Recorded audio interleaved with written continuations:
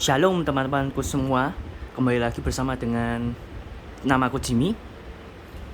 Ya, dan pada kesempatan kali ini aku kembali mau membagikan sesuatu yang mungkin dapat berguna buat kalian, mungkin juga tidak.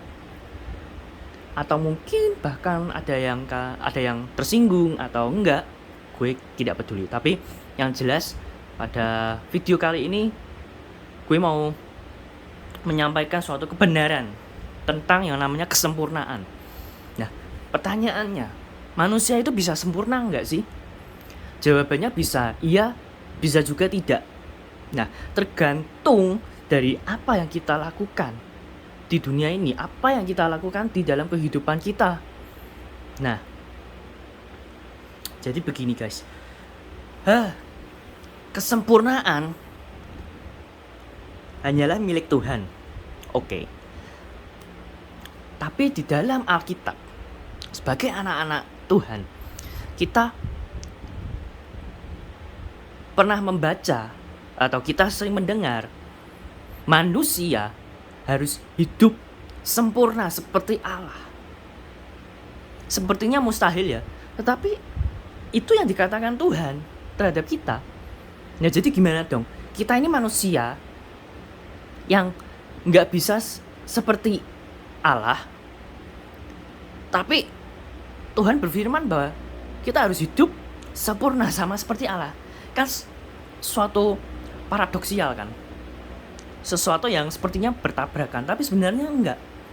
Karena begini, sampai saat ini yang aku dapat bahwa kesempurnaan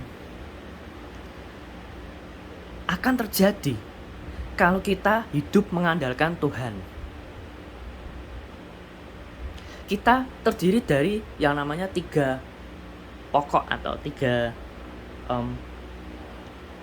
apa, aku lupa. Cuma kita sebagai manusia terdiri dari 3 hal yang pokok, yaitu tubuh, jiwa, dan roh. Nah, tubuh ini nantinya akan binasa, ya. Dan sudah pasti tubuh kita ini fana. Nah, roh yang ada di dalam hati kita adalah pemberian dari Tuhan Yesus sendiri. Sebelum Tuhan Yesus terangkat ke sorga, dia menghembuskan nafasnya, memberikan roh kehidupan kepada kita semua, yaitu Roh Kudus yang ada di dalam hati kita, atau yang biasa disebut dengan roh manusia. Nah, roh manusia ini ketika kita meninggal, roh akan kembali kepada Bapa di surga. Tubuh binasa, roh kembali kepada Bapa di surga. Nah, sedangkan jiwa kita ini kemana? Nyangkut di dunia ini, gentayangan gitu? Enggak. Jiwa kembali ke surga, tapi bukan surganya lebih dulu, tetapi berada di tengah-tengah awan, yaitu aku menyebutkan wilayah penghakiman. Bahasa Inggris, bahasa kerennya The Judgment Day. Nah, kayak film ya memang itu inspirasinya dari Alkitab itu. Nah, waktu The Judgment Day itu yang dihakimi adalah jiwa kita. Dihakimi oleh siapa? Para malaikat, para petinggi-petinggi malaikat. Nah, itu jiwa kita dihakimi. Apakah di dunia kita sudah melakukan kehendak Tuhan atau belum? Nah, syarat jiwa kita untuk masuk ke dalam kerajaan sorga bersama memerintah, bersama dengan Allah Bapa, maka jiwa kita syaratnya harus sempurna. Nah, itu. Nah, karena begini, selama kita di dunia, selama kita masih hidup, jiwa kita ini istilahnya paling rentan untuk dipengaruhi. Dipengaruhi oleh apa? Dipengaruhi oleh kedagingan kita, ya, yang menimbulkan segala dosa-dosa macam-macam.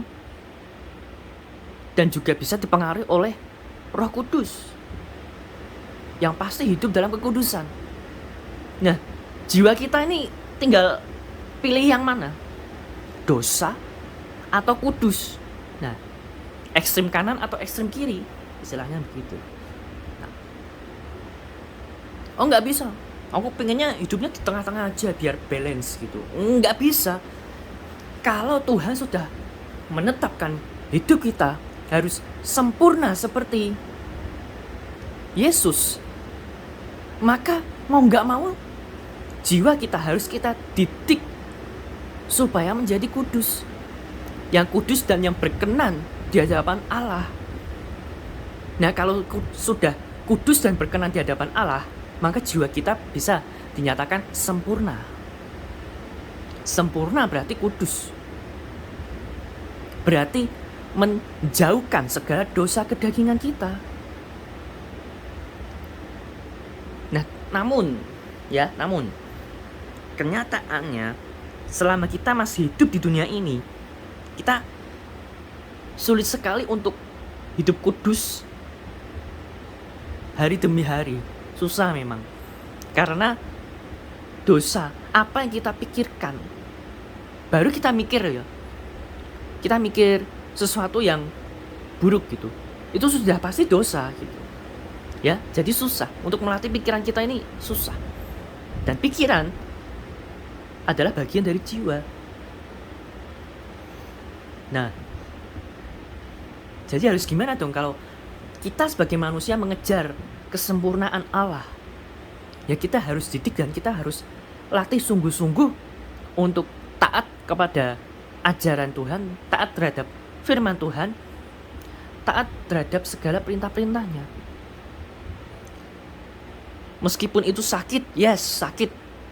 Terseret-seret, yes. Sangkal diri, pikul salib.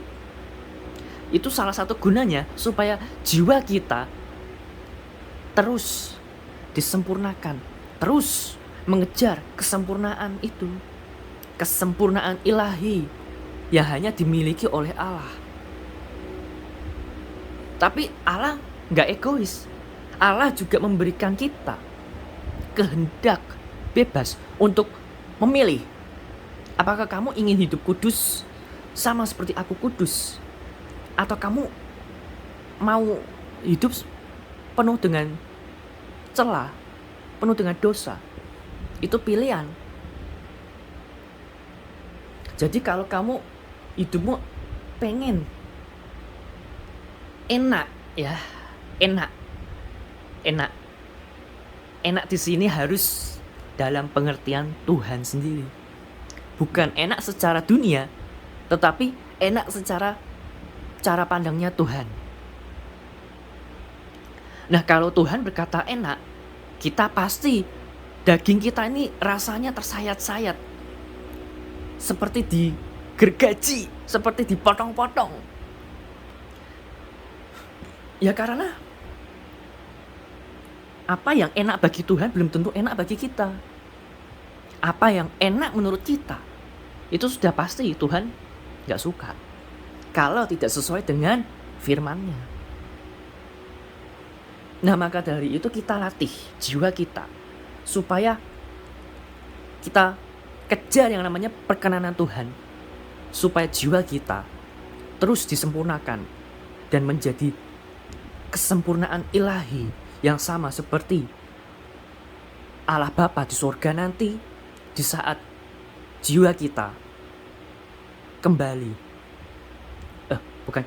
rohnya kembali kepada Allah Bapa, tapi di saat jiwa kita berada di bumi baru.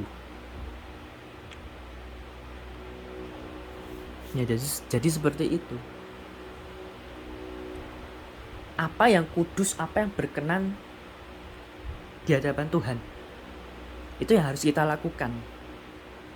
Sekalipun daging kita tersiksa, sekalipun daging kita meronta-ronta, kita harus tetap teguh dan berkomitmen bahwa aku mau hidup kudus, aku mau hidup sempurna, sama seperti Bapakku sempurna. Itu.